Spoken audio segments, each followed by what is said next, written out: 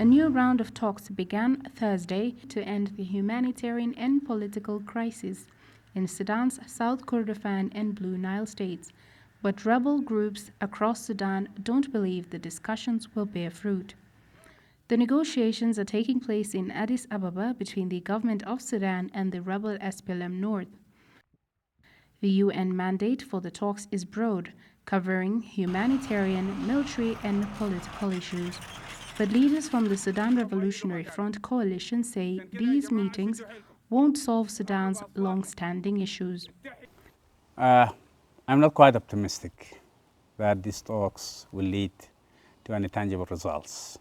For more than a reason, our experience with the government of Sudan is they would like to come to talks for PR, not more than that. The philosophy of this government, wherever there is a negotiation, to kill very massively in order to bring you weak in a negotiation table. The government of Sudan denies bombing in the Nuba Mountains, but at least 45 bombs have been dropped in South Kordofan in the past week alone. 18 bombs were dropped Thursday as the talks began. But the SRF leaders do not place the entire blame on Khartoum for the talks' failures. Members of the coalition say the international community is responsible for many of the failures in Sudan's peace process. Malik Agar is the chairman of both the SRF and the splm-north.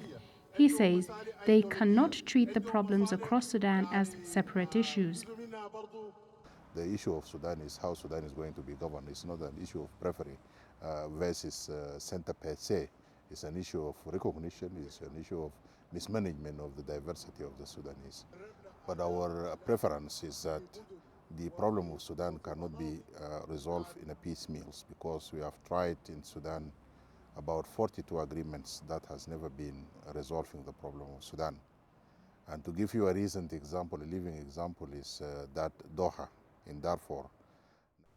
Since we start as a movement, we went to talk to Khartoum. Amjamena 1, Amjamena 2, 2004. 7 rounds of Abuja until 2006. Then we already went there and request peace and still requesting real peace. In total, you have 19 agreements in Darfur alone. This could not solve the problem of Darfur because the oriented map of the resolution of these problems is wrong. If it goes just an issue of the SPLM and the 2 areas, then it's not going to solve the problem of Sudan. We can sign a very beautiful agreement, but it doesn't worth even the ink of the signature.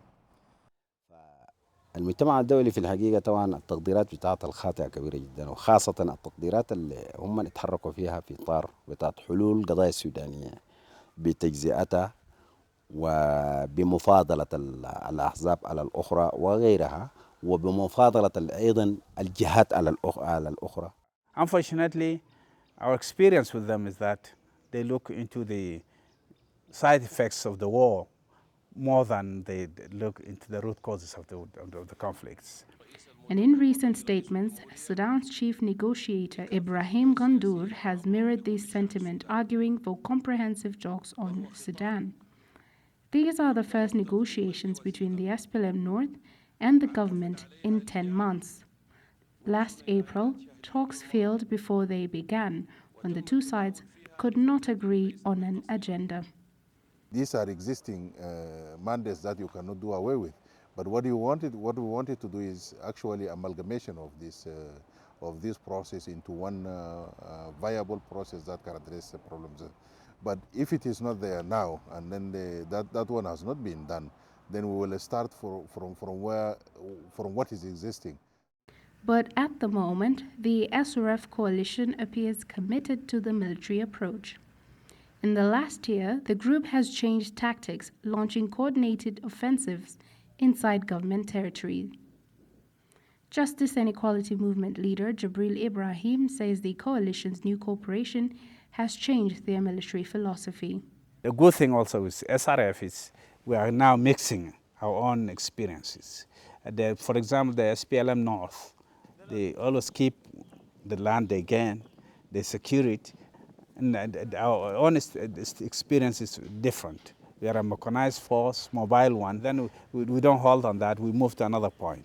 So now we are trying to mix and to create a new strategy for the war. And we think this will make it more effective.